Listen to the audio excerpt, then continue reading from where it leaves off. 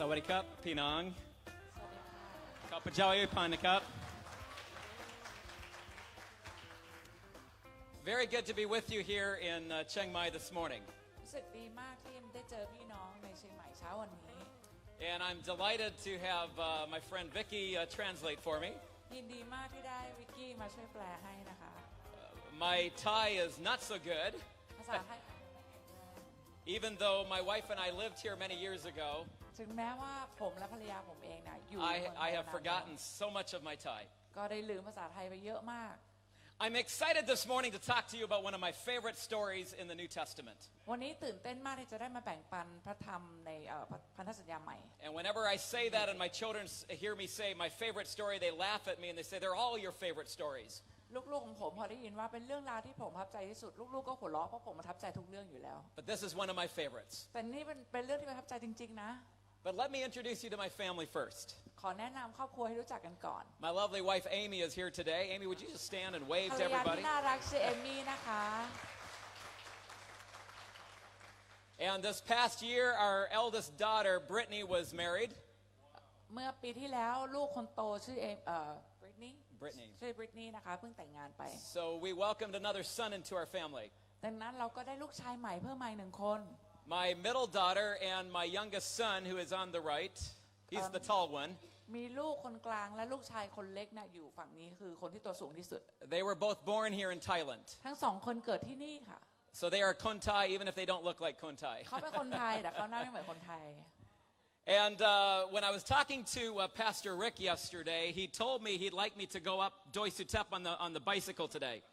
ก็เมื่อวานได้คุยกับอาจารย์โอนะคะแล้วก็ชวนไปขี่จักรยานด้วยกัน But I'm too old. แต่ว่าผมแก่เกินไป I'd be too tired. ฉันเหนื่อยเกินไป And so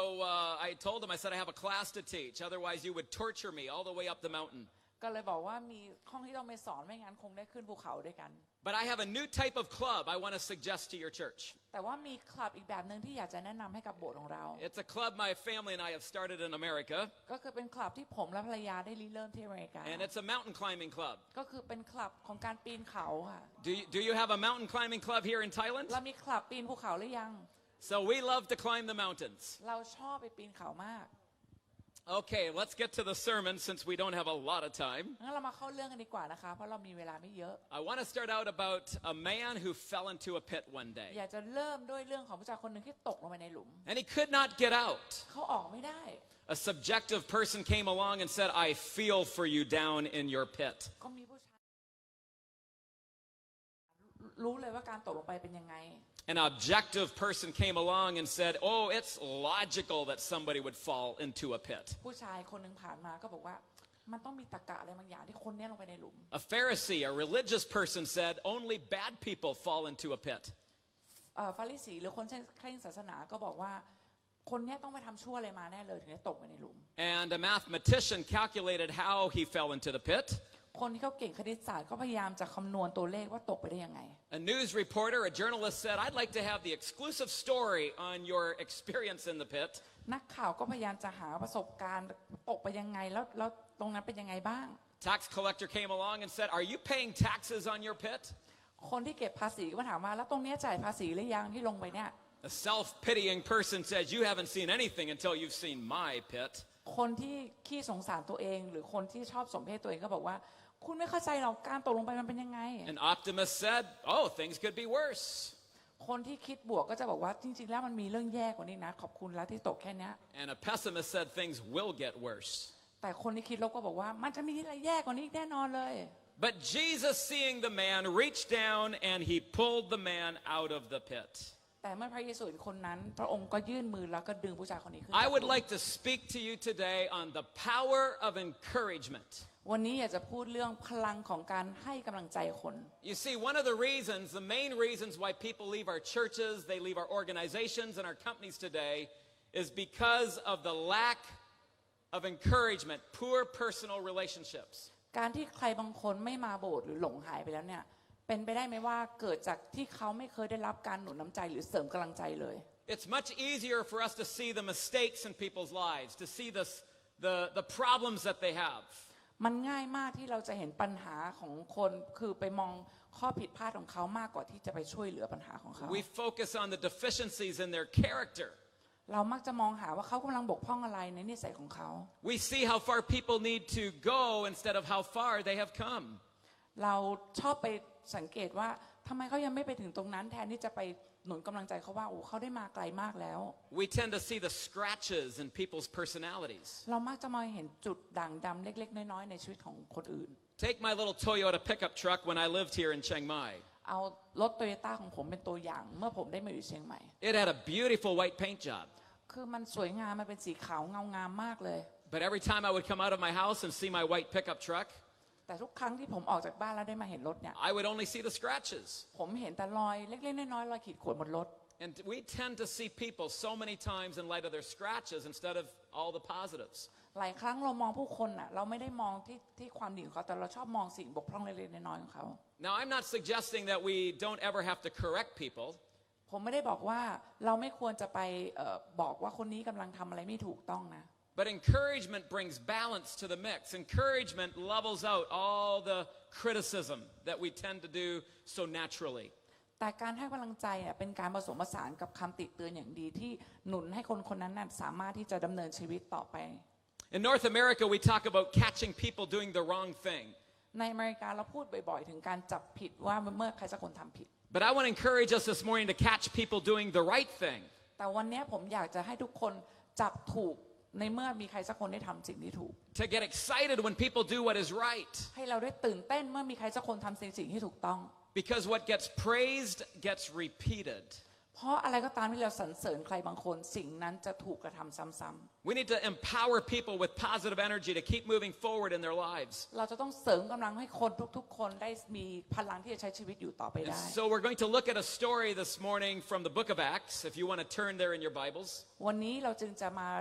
ดูที่พระธรรมกิจการขอให้ทุกคนได้เปิดพระคัมภีร์นะคะท่านนี้ We're going to look at a guy that was actually named for encouragement. เราจะมาดูผู้ชายคนหนึ่งที่มีชื่อว่าเป็นบุตรแห่งการหนุนน้ำใจ He was called the son of encouragement. ซึ่งได้ชื่อว่าเป็นลูกแห่งการหนุนน้ำใจ And many times when I say the son of encouragement, people say, oh yes, I know, his name is Barnabas. เมื่อผมได้พูดชื่อนี้ออกไปทุกคนก็จะว่าอ๋อรู้แล้วพูดถึงใครพูดถึงบารานาบัสนั่นเอง But does anybody know his real name? แต่มีใครที่รู้ชื่อจริงของเขาหรือเปล่า It was not Barnabas. ไม่ใช่บารานาบัสนะคะชื่อจริง And the name of this man is actually in the scripture, but we don't remember it. จริงๆแล้วชื่อจริงๆของเขาอยู่ในพระคัมภีร์แต่เราจำไม่ได้ We only know his name for what his character was. เรารู้จักชื่อเขาจากสิ่งเขาเป็นจากนิสัยของเขา In Acts chapter 4, verses 36 to 37, ในกิจการบทที่4ข้อ36ถึง37 we read about a Levite from Cyprus whom the apostles called Barnabas, which means son of encouragement. ในตอนต้นบอกว่าเป็นคนเลวีจากเมืองไซปรัสซึ่งเป็นอัครทูตและได้นามว่าบารานาบัสซึ่งเป็นลูกการหนุนน้ำใจ But if you go back to the text, you will see that his name was actually Joseph. แต่ถ้าเราอ่านลึกๆและดูดีๆเราจะค้นพบว่าเขาชื่อโยเซฟ Barnabas is what stuck with him. บารานาบัสเป็นชื่อไม่คล้ายๆสมญานาม He was a Levite. เขาเป็นคนเลวี That means he was from the tribe of Levi. ก็คือมาจากเผ่าเลวี He was a first cousin to a young man named Mark. เป็นญาติกับมาระโก This is the same young man who abandoned Paul and Barnabas on their first missionary journey. ซึ่งเป็นชายคนเดียวที่ละทิ้งพันธกิจเมื่อออกไปพันธกิจกับเปาโล And Mark is also the author of the Gospel of Mark. และเป็นผู้แต่งพระธรรมมาระโก And we need to ask the question, did Barnabas encourage John Mark, his cousin, to write the Gospel of Mark? ทีนี้เราจะมาดูกันว่าบารานาบัสเป็นคนที่หนุนใจให้มาระโกเขียนพระธรรมมาระโกด้วยหรือเปล่า We know from Acts chapter 11 that Barnabas was a good man. He was full of the Holy Spirit and faith. ในพระธรรมกิจการข้อ11ได้บอกว่าบารานาบัสเป็นคนที่เต็มไปด้วยพระวิญญาณและมีความเชื่อ We also know he must have been a powerful leader. น่าจะเป็นผู้นำที่มีพลังมาก In Acts chapter 14 verse 12, when he was on a journey, they referred to him as Zeus or Jupiter, which in ancient mythology was like the chief of the gods. ในกิจการบทที่14ก็ได้มีคนคาดว่าบารานาบัสเป็นแม้กระทั่งเป็นพระเจ้าเรียกว่าพระซีอุสด้วยซ้ำ On the first missionary journey, he was the main leader, not Paul. ในตอนต้นเขาเป็นผู้นำนะไม่ใช่เปาโลเป็น Some of the early church fathers think that he wrote the New Testament book of Hebrews. ในสมัยก่อนเนี่ยเขาคิดว่าบานาบัสเนี่ยเป็นคนเขียนพระธรรมฮีบรูด้วยซ้ำ Now we really don't know that. แต่เราไม่รู้ว่าจริงหรือเปล่า But we do know some things about Barnabas. แต่สิ่งหนึ่งที่เรารู้เกี่ยวกับบานาบัส We know he was the first man who was sent to the new church at Antioch, and that's where our text is going to be this morning in Acts chapter 11. ก็คือเขาเป็นผู้ชายคนแรกที่ถูกส่งไปยังเมืองอันทิโอกซึ่งเราจะมาคุยเรื่องนี้กัน So if you would like to turn to Acts chapter 11, we will read verses 19 to 26. ให้เราเปิดไปที่พระธรรมกิจการบทที่11ข้อ19ถึง26แล้วเราจะอ่านด้วยกัน Now those who had been scattered by the persecution that broke out when Stephen was killed. Did you want to read from a Thai Bible? มีภาษาไทยขึ้นบนสกรีนให้ด้วยไหมคะ That might be the best thing to do. ขอให้มีภาษาไทยด้วยได้ไหมคะจะได้ทุกคนจะได้เข้าใจตรงนี้ We'll read verses 11, 19 to 26. เราจะอ่านบทกิจการ11ข้อ19ถึง26นะคะมีไหมเอาขึ้นสกรีนได้หรือเปล่าคะอ๋อไม่ได้ he said no cannot but I can translate Do you have a Thai Bible you want to just read? it's in my phone Okay, go ahead. Yep, right here. Okay. Thank you. คนทั้งหลายที่กระจัดกระจายไปเพราะการข่มเหงเนื่องจากสเตเฟนก็พากันไปยังเมืองฟีนิเซียเกาะไซปรัสและเมืองอันทิโอกและกล่าวพระวจนะกับ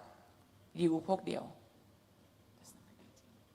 All the way to 26. จะขออ่านจนถึงข้อ26นะคะแต่มีบางคนในพวกที่กระจัดกระจายไปนั้นที่เป็นชาวเกาะไซปรัสและชาวไซลีนคนเหล่านี้เมื่อมาถึงเมืองอันทิโอกก็กล่าวประกาศข่าวประเสริฐเรื่องพระเยซูองค์พระผู้เป็นเจ้ากับพวกกรีกและพระหัตถ์ของพระองค์พระผู้เป็นเจ้าทรงอยู่กับพวกเขาคนจำนวนมากที่เชื่อก็กลับมาหาพระองค์ผู้เป็นเจ้าข่าวนี้แพร่มาถึงหูของคริสตจักรในกรุงเยรูซาเล็มพวกเขาจึงส่งบานาบัสไปที่เมืองอันทิโอกเมื่อบานาบัสไปถึงและได้เห็นพระคุณของพระเจ้าก็ปิติยินดี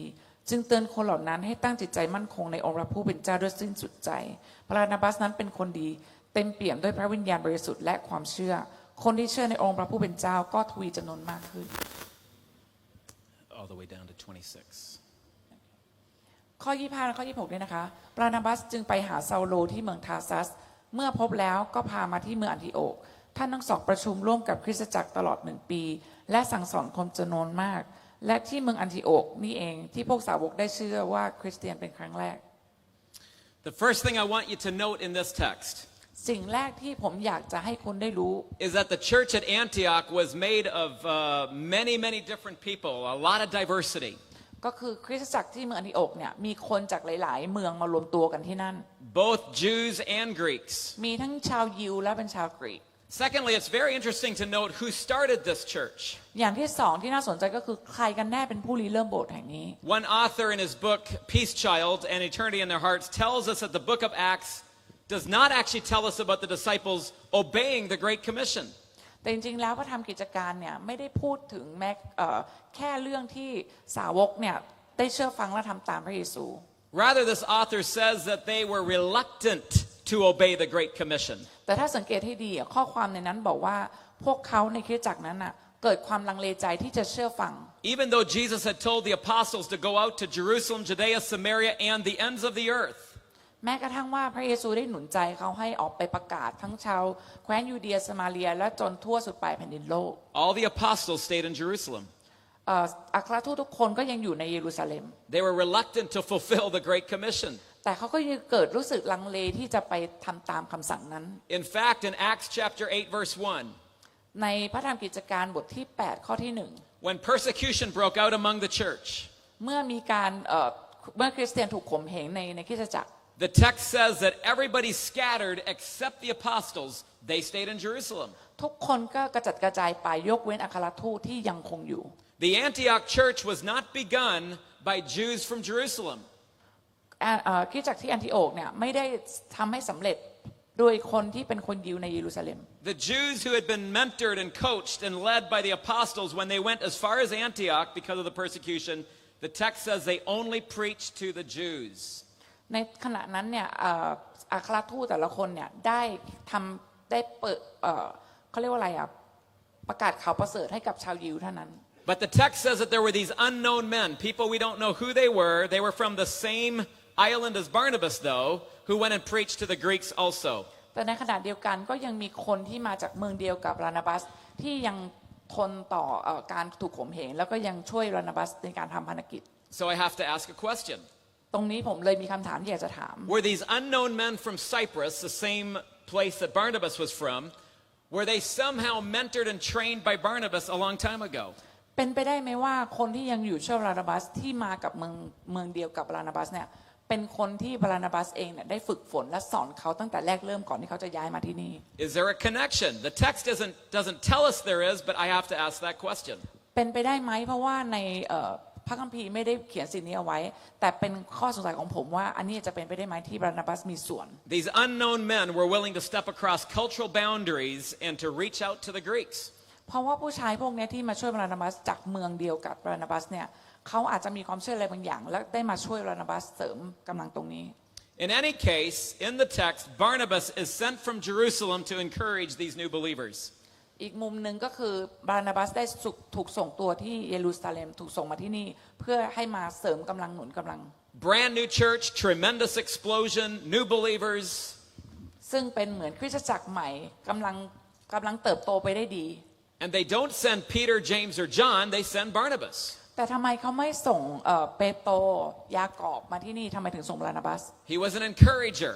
เพราะว่าเขาเป็นลูกแห่งการหนุนน้ำใจ And I believe his ministry has powerful lessons to teach us today. และการสอนของเขาทรงพลังมากจนกระถึงพวกเราทุกวันนี้จนมาถึงเราทุกวันนี้ The highest priority for any new work, ซึ่งเป็นงานที่มีอันดับความสำคัญสูงสุดเหนืองานใด especially when there is diversity, ๆ โดยเฉพาะในกลุ่มคนที่มีความหลากหลายแบบนั้น is for the caring pastoral ministry of encouragement. ในโบสถ์แบบนั้นเนี่ยต้องการใครสักคนที่สนใจและมีความใส่ใจอย่างแท้จริง In fact, I would say that encouragement is the glue that holds the Antioch churches together. ผมยิ่งอยากจะบอกว่าการหนุนน้ำใจเนี่ยเป็นเหมือนกาวที่ดึงทั้งโบสถ์เอาไว้ด้วยกัน If you want a strong business, a strong organization, a strong club, you need to be known for encouragement. ถ้าเราอยากได้คลับที่แข็งแรงอยากได้คริสตจักรที่แข็งแรงเราจะต้องการคำหนุนน้ำใจแบบนี้ What really fascinates me in this story is verse 25. สิ่งที่ทำให้ผมประทับใจอยู่ในข้อที่25 Here we see Barnabas kickstarting like a domino effect Paul's ministry. ซึ่งสิ่งที่เกิดขึ้นในข้อ25ก็เหมือนกับโดมิโนที่มันคนเดียวผลักแล้วล้มไปหมดเลยก็คือบานาบัสเป็นคนผลักแล้วก็เกิดผลกระทบยิ่งใหญ่กับเปาโล Who wrote most of our New Testament? ใครเป็นคนเขียนพระคัมภีร์ใหม่ส่วนใหญ่ The Apostle Paul did. ก็คือเปาโลนั่นเอง And isn't it interesting that had there not been a Barnabas, we maybe have never had heard about Paul or had much of our New Testament. แต่สิ่งที่น่าสนใจก็คือถ้าไม่มีบานาบัสแล้วเราอาจจะไม่รู้จักเปาโลเลยก็ได้ Now that's a big statement for me to make. ซึ่งอันนี้เป็นสิ่งที่ผมอยากจะพูด So let's take a little closer look at Barnabas' story with Paul. เราจึงมาเพ่งเล็งตรงนี้มาดูชัดๆตรงนี้ว่าเกิดอะไรขึ้นระหว่างเปาโลและบานาบัส We first learn about Paul, and back then he was named Saul, when the Acts narrative introduces him at Stephen's martyrdom. อาจารย์เปาโลก่อนหน้านี้ชื่อซาโลซึ่งมีชื่อเสียงในการต่อต้านและข่มเหงคริสเตียนและเป็นคนรับฝากเสื้อในการที่ให้คนเอาหินไปเคลี้ยงสตีเฟน Back in Acts chapter 7 verse 58, you see Saul standing stones and killing Stephen. ถ้าอ่านดูในพระธรรมกิจการบทที่7เนี่ยจะเห็นว่าเปาโลเนี่ยรับฝากเสื้อให้ทุกคนเอาหินเพื่อไปเคลี้ยงให้สตีเฟนได้ตาย Saul was so passionate about shutting down the early church. เขามีความมุ่งมั่นมากที่จะปิดคริสตจักรทุกแห่งหน He wanted to destroy anything that had to do with the new Christians. ก็คืออยากจะทำลายทุกอย่างที่เกี่ยวกับพระคริสต์ He would go from house to house dragging men and women off to prison. We read in Acts chapter 8 verse 3. ก็จะไปแต่ละบ้านเพื่อไปลากคอพวกคนที่เป็นคริสเตียนออกมาเข้าคุกให้ได้ He went to the high priest. ไปหาพระที่สูงสุดที่สุดสมัยนั้น And he got special letters from the high priest to go as far away as Damascus, which was over 200 kilometers away. ก็คือไปหาพระอาจารย์สูงสุดเนี่ยเพื่อไปขอใบอนุญาตให้ล่าพวกคริสเตียนเหล่านี้กลับมา And this is 200 to 300 kilometers back when there were no cars. และสมัยนั้นเนี่ยเปาโลยอมเดินทาง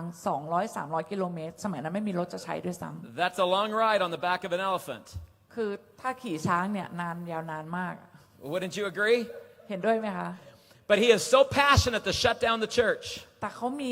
มีความมุ่งมั่นอย่างแรงกล้าที่จะปิดโบสถ์ทุกแห่ง He gets ได้ special letters of permission to go to Damascus and bring the Christians back to put them in prison. ถึงไปขอนายกหรือผู้มีอำนาจสูงสุดเนี่ยขอจดหมายว่าเขามีอำนาจที่จะเอาพวกคริสเตียนมาเข้าคุก You might remember this story. หลายคนอาจจะจำเรื่องนี้ได้ดี Saul is on this way to Damascus and a bright light from heaven shines on him. ในขณะที่เซาโลกำลังเดินทางไปเอาคริสเตียนมาเข้าคุกเนี่ยก็มีแสงสว่างจ้ามาที่เขา And the voice of Jesus says, Saul, Saul, why are you persecuting me? และพระเยซูก็ตรัสกับเขาว่าเซาโลเอ๋ยทำไมเจ้าข่มเหงเรา And we read about Saul's 180-degree turn toward conversion.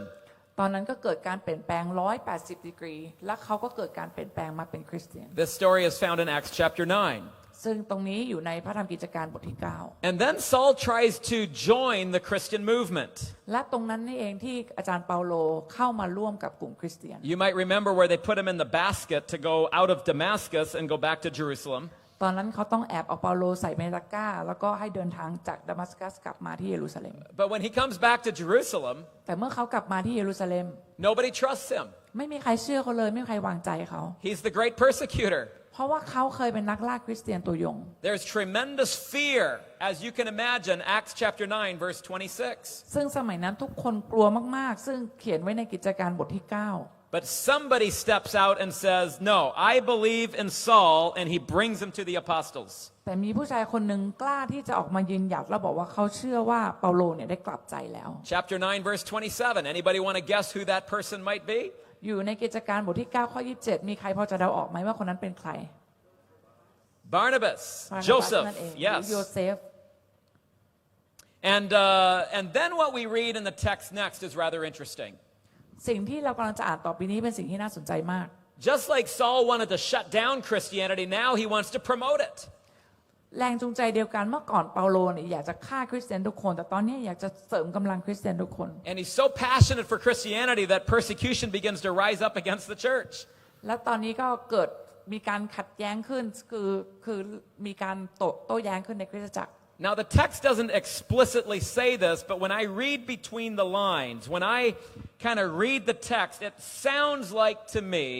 like the church says, we need to send Saul away because things are getting too hot here, too much persecution here. ก็คือบางคนเนี่ยยังไม่มั่นใจว่าเปาโลมาดีหรือมาร้ายก็เลยเกิดปัญหาระหว่างกันขึ้น ทีนี้ก็เลยเหมือนกับบางกลุ่มก็อยากจะดึงเปาโลออกไปจากโบสถ์เพราะว่าไม่มั่นใจว่ามาดีหรือมาร้ายAnd so basically what they do is they take Saul and they send him back to his hometown, Tarsus. สิ่งที่เขาทำก็คือในที่สุดก็เลยต้องเอาตัวเปาโลออกไปแล้วก็ส่งกลับไปที่เมืองทาร์ซัส And it's not until Acts chapter 11, verse 25, that we find Barnabas seeking out Saul. และในกิจการบทที่11ข้อ25เราได้เห็นว่าบารานาบัสออกไปตามหาเปาโลอีกทีหนึ่งหรือเซาโล This is where Saul comes back into the text. และตอนนี้เปาโลได้กลับมาอยู่กับบารานาบัส And it's Barnabas who goes down to Tarsus and it's Barnabas who goes down to Tarsus, finds Saul, and brings him back to Antioch. ตรงนั้นบารานาบัสก็ได้ออกไปตามหาเซาโลก็คือเปาโลแล้วก็นำเขากลับมาเพื่อมาช่วยในงานรับใช้ Now Antioch is a brand new church. แต่ตอนนั้นน่ะแอนติโอกเป็นโบสถ์ใหม่ It's growing. กำลังเติบโต Barnabas has his first chance to lead a great church. ซึ่งตอนนั้นบารานาบัสมีโอกาสที่จะสร้างผู้นำขึ้นมา1 คน Let me ask you, did Barnabas really need Saul? ขอถามหน่อยว่าจริงๆแล้วบารานาบัสต้องการเซาโลจริงๆเหรอ Of course not. ไม่เลย He was doing a great job. เพราะว่าเขาเป็นคนเดียวเป็นผู้นำคนเดียวก็เพียงพออยู่แล้ว The text says the church was growing before that Saul came on. ถ้าเราอ่านดีๆเราจะพบว่าคริสตจักรเนี้ยเติบโตโดยไม่มีเปาโลด้วยซ้ำ But Barnabas said, I believe in Saul. แต่บารานาบัสบอกว่าข้าพเจ้าเชื่อในเซาโล Saul has something as a young believer that our church needs. เซาโลมีบางอย่างที่เป็นเหมือนผู้เชื่อใหม่ที่โบสถ์เรากำลังต้องการ I'm going to get behind Saul. ผมจะเข้าไปหนุนหลังเซา I'm โล going to empower him. I'm going to encourage him. ผมจะเสริมกำลังผมจะสอนเขาผมจะช่วยเขา I'm going to raise him to leadership. จะพาให้เขาเป็นผู้นำ Even if that means that Saul takes over my church. แม้กระทั่งหมายถึงว่าเขาจะต้องสละตำแหน่งเพื่อให้เซาโลได้ขึ้นไปอยู่แทนที่เขา Barnabas is the one who launches Saul into ministry. บารานาบัสจึงเป็นแรงผลักดันที่สำคัญให้กับเซาโล The Antioch church is doing very well. อันทิโอก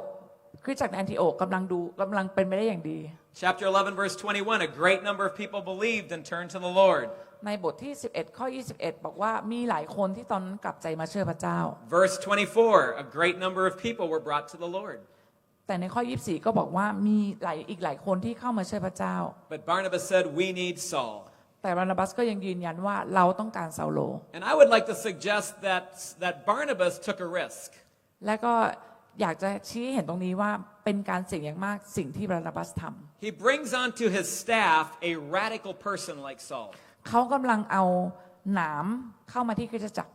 The church in Antioch was very stable, it was growing, things were going well, and Barnabas brings on this young man who can stir things up.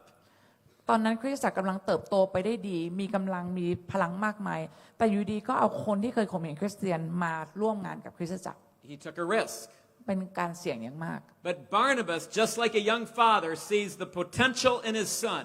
แต่บานาบัสเนี่ยก็เหมือนบิดาที่เห็นศักยภาพบางอย่างกับลูกของเขาก็คือเซาโล Barnabas saw something in Saul and said, I see the potential and I need to launch him into ministry. บานาบัสเห็นบางอย่างในตัวเซาโลแล้วก็อยากจะพาให้เขาเนี่ยได้ใช้ศักยภาพสูงสุดใช้กับคริสตจักร And as you read through the book of Acts, you will notice that Paul's ministry and reputation began to outstrip that of Barnabas. และถ้าเราอ่านไปเรื่อยเราจะค้นพบว่าเปาโลเนี่ยกลายเป็นคนที่เก่งมากเก่งกว่าบานาบัสเสียอีก If you are taking notes, I want you to write some verses down. ถ้าคุณกำลังจดโน้ตขอให้เขียนประโยคนี้ซึ่งผมกำลังจะพูดในตอนต่อไป Chapter 11:26 อยู่ในข้อที่บทที่11ข้อ26 and verse 30. และข้อที่30 Chapter 12, verse 25. ข้อบทที่12ข้อ25 And chapter 13, verses 1, 2, and 7. บทที่13ข้อที่1ข้อที่2และข้อที่7 In these 6 verses, the Bible says Barnabas and Saul, Barnabas and Saul, Barnabas and Saul. ข้อทั้งหมดที่พูดมาเนี่ยจะใช้คำว่าบานาบัสและเซาโลบานาบัสและเซาโลตลอดเลย Barnabas is the main person. คนชื่อแรกเนี่ยก็คือเป็นชื่อสำคัญคือบานาบัส But after that, we begin to read Paul and Barnabas, Paul and Barnabas, Paul and Barnabas. แต่หลังจากนั้นมากลายเป็นเปาโลกับบานาบัสเปาโลชื่อเปาโลขึ้นก่อนเลย And then after that, all we read is Paul, Paul, Paul, no more Barnabas. และหลังจากนั้นก็มีแต่เปาโลและบานาบัสก็หายไป Barnabas takes a lesser role, Saul takes a greater role. คือเขายอมที่จะอยู่ในฐานะที่ต่ำกว่าเปาโลแล้วตอนนั้น As encouragers, เป็นเหมือนกับผู้ที่เสริมกำลัง we must be more concerned about our team members than we are about ourselves. เราจะต้องใส่ใจคนในทีมของเรามากกว่าเราใส่ใจตัวเราเอง We need to look out at other people and say, what do they have? เราต้องมองไปที่คนอื่นว่าพวกเขามีพลังอำนาจอะไรเขาเก่งด้านไหน How can we empower that? How can we release that? เราจะเอาสิ่งนั้นมาใช้ประโยชน์ได้ยังไงเราจะปลดปล่อยศักยภาพเขาได้ยังไง Even Jesus said, greater works you will do when I go back to the Father, talking to his disciples. แม้กระทั่งพระเยซูยังบอกกับสาวกเลยว่าเจ้าจะทำงานได้มากกว่าที่เราทำก่อนที่พระองค์จะเสด็จกลับไปหาพระบิดา So many times I want to see myself lifted up, but Jesus, the Spirit of Jesus says no. หลายครั้งที่เราพยายามจะ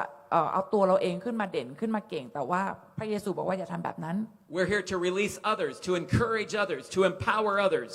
ผมมาที่นี่เพื่อจะมาช่วยคนอื่นให้คนอื่นได้ปลดปล่อยศักยภาพ So we need to look at the Pauls on our team and release them into ministry, encourage them. ดังนั้นในทีมของเราต้องมองหาว่าใครกันแน่ที่เป็นเปาโลถ้าใครมีศักยภาพเราต้องช่วยเขาใช้ศักยภาพนั้น But it wasn't just with Saul that Barnabas had such a powerful impact. แต่ไม่ใช่แค่เซาโลที่บานาบัสได้ช่วย I said earlier, no Barnabas, no Apostle Paul. ก่อนหน้านั้นก็ได้บอกว่าถ้าไม่มีบานาบัสก็ไม่มีเปาโล But we could also say, no Barnabas, no John Mark. แต่เหมือนกันถ้าไม่มีบานาบัสก็ไม่มียอห์นมาระโก Isn't it interesting that Barnabas investing in John Mark, believing in John Mark, is actually what separated Paul and Barnabas? และการที่บานาบัสได้ยืนหยัดเชื่อมั่นในตัวมาระโกจึงเกิดการแตกแยกระหว่างเปาโลและบานาบัส See, John Mark had gone on this missionary journey with Barnabas and Saul on the first missionary journey. ภารกิจครั้งแรกเขาทั้ง3คนทั้งเซาโลทั้งบานาบัสและทั้งมาระโกได้ไปออกภารกิจร่วมกัน And somewhere along the journey, John Mark said, I'm done. And he left for home. และในระหว่างทางมาระโกก็บอกว่าไม่เอาละไม่ไปด้วยแล้วก็กลับบ้านไป And when the second missionary journey came along, Barnabas looked at Saul and said, you know what? I think John Mark has matured. I think he's ready to go with us. Let's give him another chance. แต่เกิดครั้งที่2เมื่อภารกิจครั้งที่2เกิดขึ้นเนี่ยบานาบัสก็บอกว่า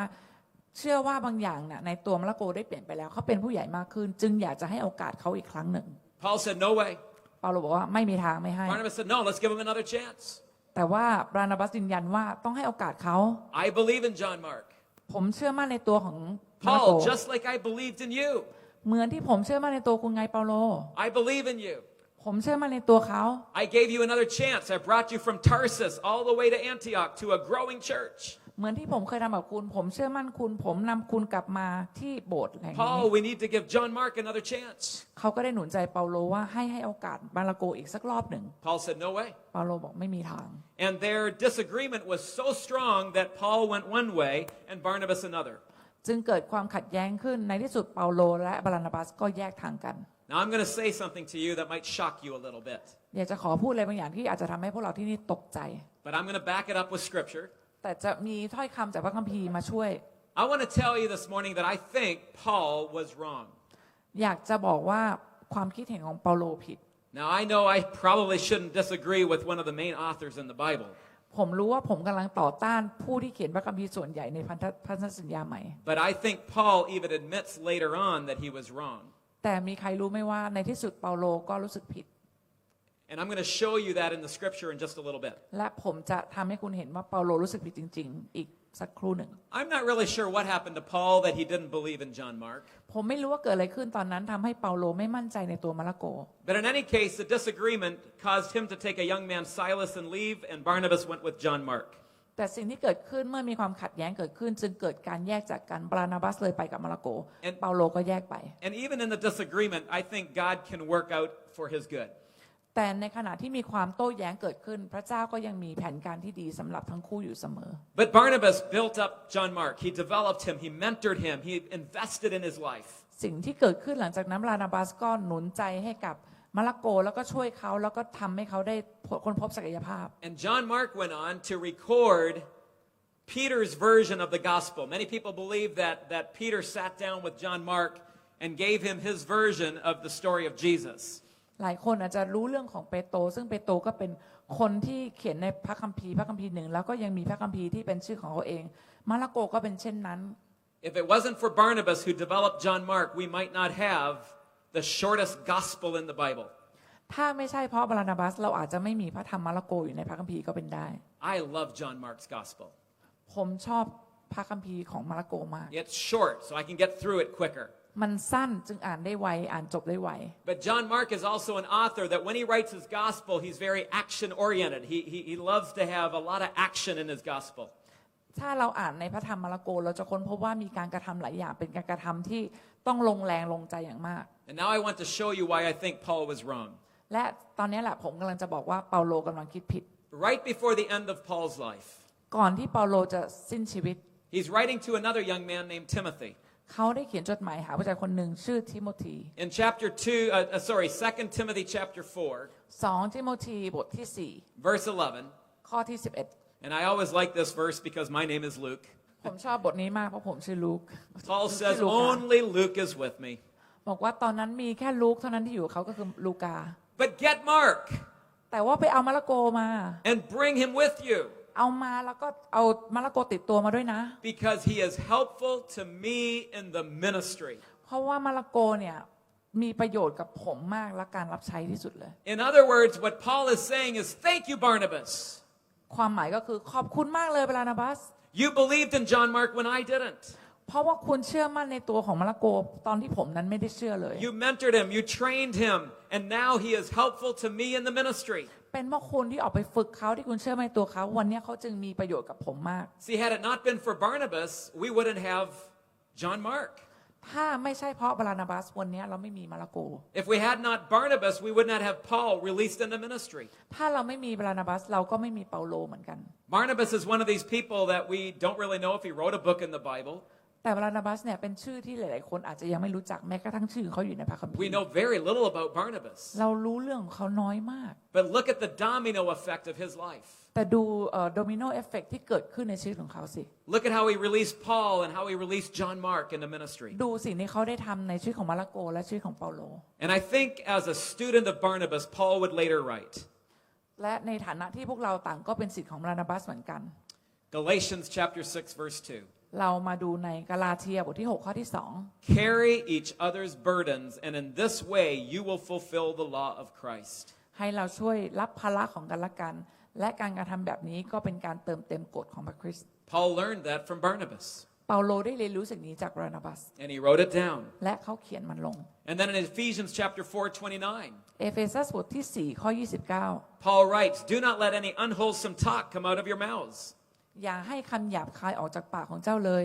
but only what is helpful for building others up according to their needs, that it may benefit those who listen." แต่ให้พูดสิ่งที่หนุนใจกันและกันเพื่อเสริมสร้างกันและกันขึ้น Again, this is a powerful verse in which Barnabas impacted Paul. ซึ่งประโยคนี้พระธรรมข้อนี้เป็นสิ่งที่หนุนใจมากและได้ไปกระทบจิตใจของเปาโล And then finally, Romans chapter 1, 11 to 12. และข้อสุดท้ายก็คือข้ออยู่ในโรมบทที่1ข้อ11และ12 I think Barnabas taught Paul this principle as well. ผมเชื่อว่าบานาบัสเป็นคนสอนสิ่งนี้ให้กับเปาโล Paul writes, "I long to see you so that I may impart to you some spiritual gift." เปาโลได้เขียนว่ารอคอยที่จะพบมานานแล้วเพื่อที่จะประทานของประทานฝ่ายวิญญาณให้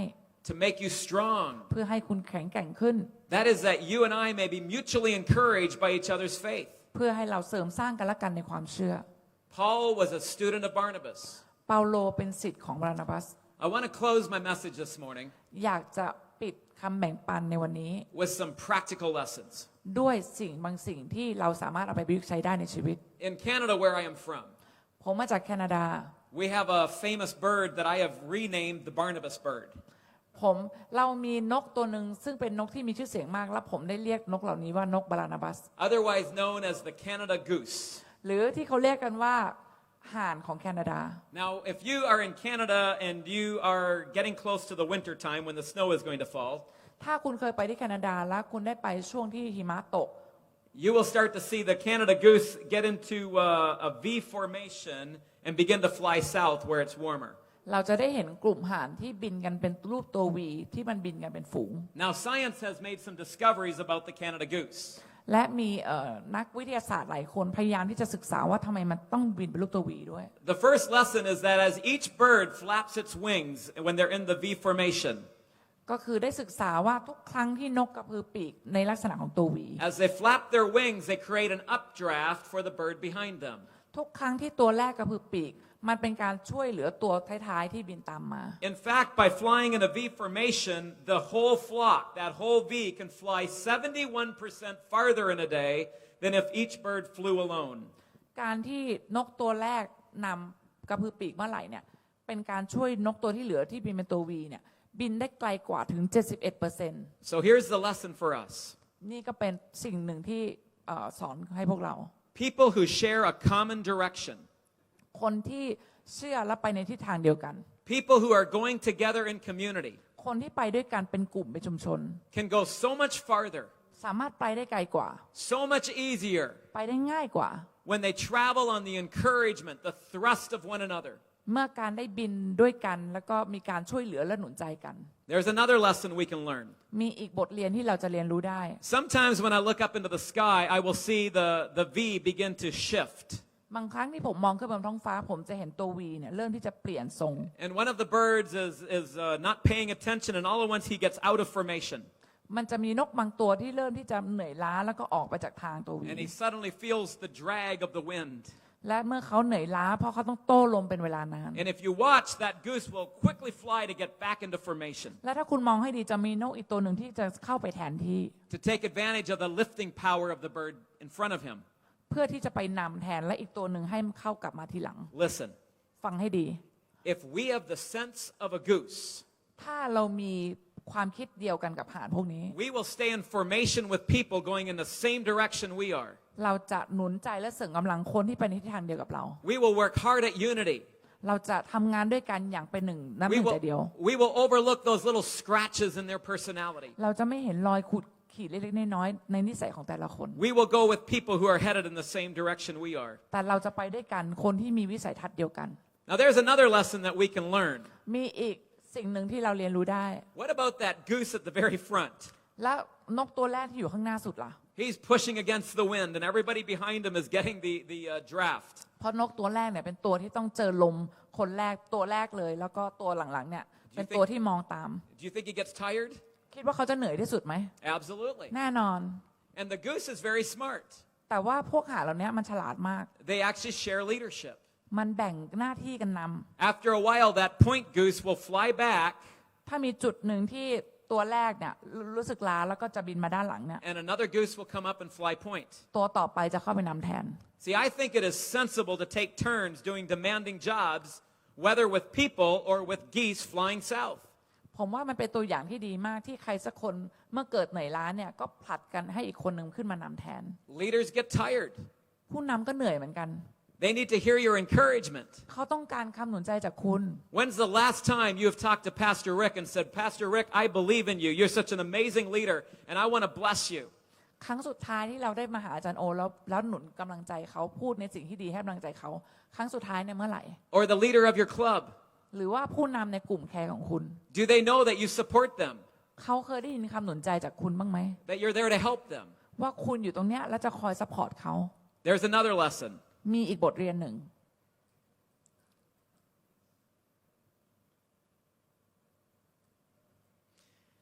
Geese honk from behind.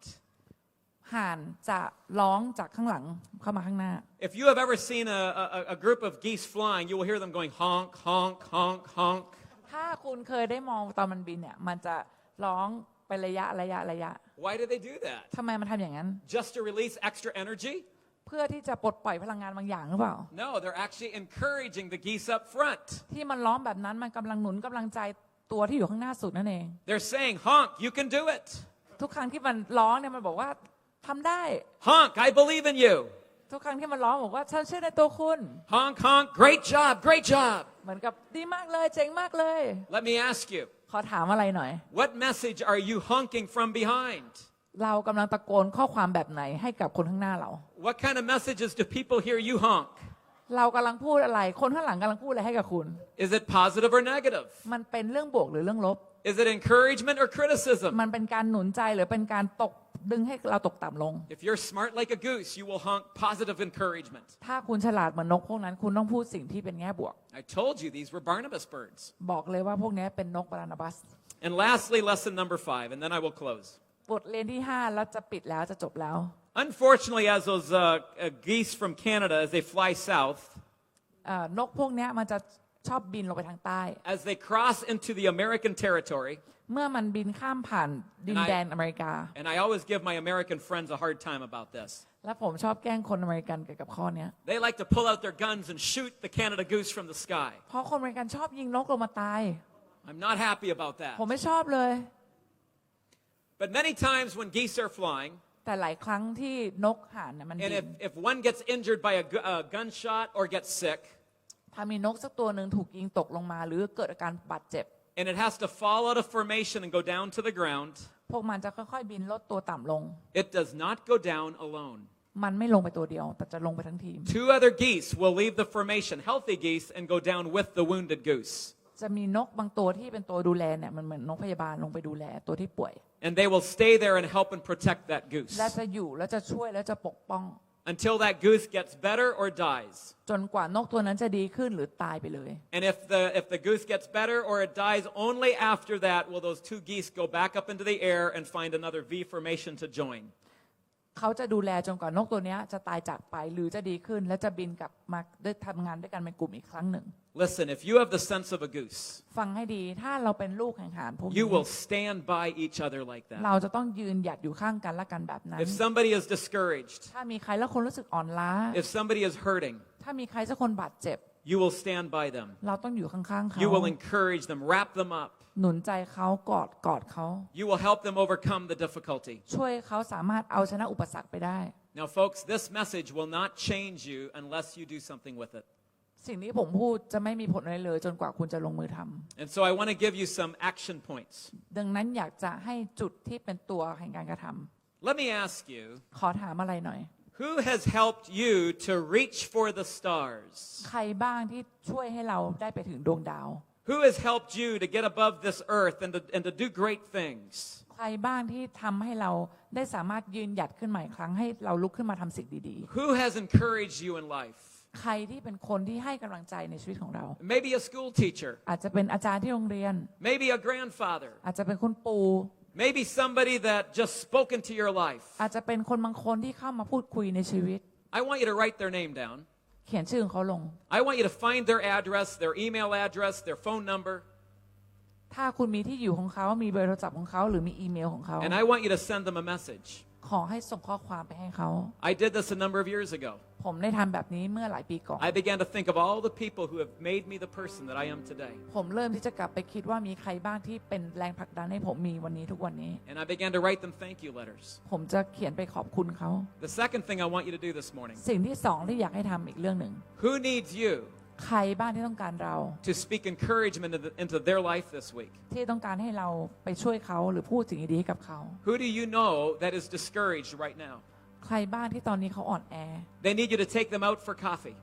บางคนที่ต้องการให้เราพาเขาไปเลี้ยงกาแฟ They need you to bless them. ที่ให้เราอวยพรเขา They need you to speak life and positive encouragement into their ที่ lives. ต้องการถ้อยคำหนุนใจเชิงบวกจากปากของเรา I want you to write them an email. เขียนอีเมลไปหาเขา Send them a text message. ส่งข้อความไปหาเขา Give them a phone call. โทรไปหาเขา That is how I want you to apply this message this นี่ week. แหละคือการกระทำที่ผมอยากให้พวกคุณทำในวันนี้ Would you bow your heads in prayer? เราอธิษฐานด้วยกัน ขอขอบคุณท่านสำหรับการรับชมและรับฟังคำบรรยายพิเศษนี้ เราหวังว่าท่านจะได้รับข้อคิดและกำลังใจจากพระวจนะของพระเจ้า และสำหรับท่านที่ต้องการคำบรรยายในหัวข้ออื่นๆเพิ่มเติม หรือท่านปรารถนาอยากรู้จักกับพระเยซูคริสต์สามารถติดต่อเข้ามาที่คริสตจักรบูรณาการ หรือที่ผู้ประสานงานคุณพิทักษ์โทร 088 141 2037 เรายินดีต้อนรับทุกท่านเสมอค่ะ